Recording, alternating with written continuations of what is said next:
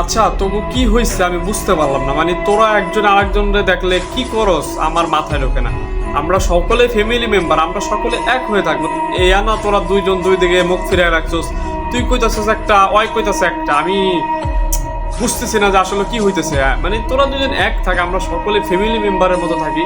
তো এয়া না তুই তহিদা ফ্রিদে কইতাছে একটা, আর এস ফাইম চৌধুরী কইতাছে একটা। মানে তোকে নিয়ে কি হয়েছে? মানে তোকে কি কোনোদিন বুঝাইতে পারলাম না আমি? হ্যাঁ, তোকে কি আমি কোনোদিন শিক্ষা দিতে পারবো না? তোকে কি আমি কিচ্ছু, মানে আমি একটা তোকে বড় ভাই, 10 কথার এক কথা, আমি তোকে বড় ভাই, আমার কি কোনো দাম দিবি না তোরা? মানে আমার কোনো দাম দিবি না? না কেন কেন আমি আমি একটা কথা বলে তোরা রাহস না কেন? ওই তো মনে এক বলে ঠিকই কথা রাও, তোমরা মেজাজ গরম করে লাস করে। মানে মানে ভালো করে কথা কই তোরা বলছ, তোরা নিজেরা কেন ঝগড়া করবি? নিজেরা তোরা মানে আমাদের উপরে যারা চাপাই পাবো আমরা তাদেরকে মারবো। আমরা নিজেরা মারামারি করে এই কল রেকর্ড ফাঁস করে এই তাহসিন হোসেন দিয়ে ভিডিও বানায়া, যে তাহসিন হোসেন ওই কয়দিন আগে আমার পাওয়া ধরে চাচ্ছে একটা কন্টেন্টের জন্য, আমার আইডিয়া দিতে। তুই ওর দ্বারে জাস্ট কন্টেন্টের জন্য, বাট তুই আমার দ্বারে আমি তোর শিখাই কন্টেন্ট কিভাবে করতে হয়।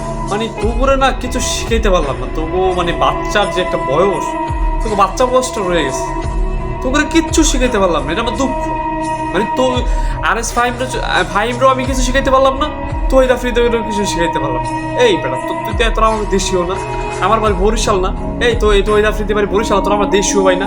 আর এস ফাইম চৌধুরীর সাথে আমাদের ভালো একটা সম্পর্ক, এই তোরা আমার ভাই বেড়াদার না? তোরা এরকম করো স্কিল লিগে এগুলা করলে মানে বাচ্চারা দেখে আমাকে হাসে।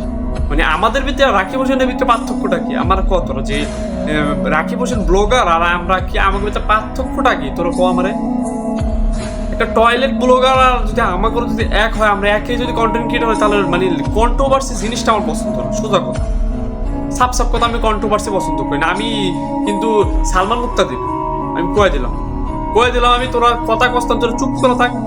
আমি কই তোরা শোনাস তোকে অনেক জ্বালাইছোস, তোরা মানুষকে এরকম ভাবে অত্যাচার করছিস, আমার মনে এরকম ভাবে হিরো আলম অত্যাচার করে। মানে তোরা যেভাবে অত্যাচার করতেছিস যে এই সময় এসে, তোরা কি মানুষ হবি না? তোকে কি শিক্ষা দিতে পারো না? মানে তোকে কবে শিক্ষা দিন? তোরা আমার না ভাই, আমি ওই শিক্ষা দিয়ে বড় ভাইয়ের কথা রাইকো।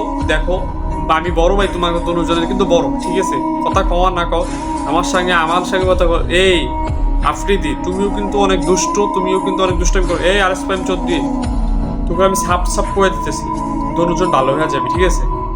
আর নেক্সট টাইম আমার কানে যে কোনো বিচার না আসে, ঠিক আছে? আর কোনো বিচার যে না আসে তোদেরকে নিয়ে, বিশেষ করে। তো সো কেয়ারফুল হবি। আমরা সকলেই মিলে ভাই বেরাদার মানুষ। আমি তোকে অনেক আদর করি, স্নেহ করি। ধন্যবাদ।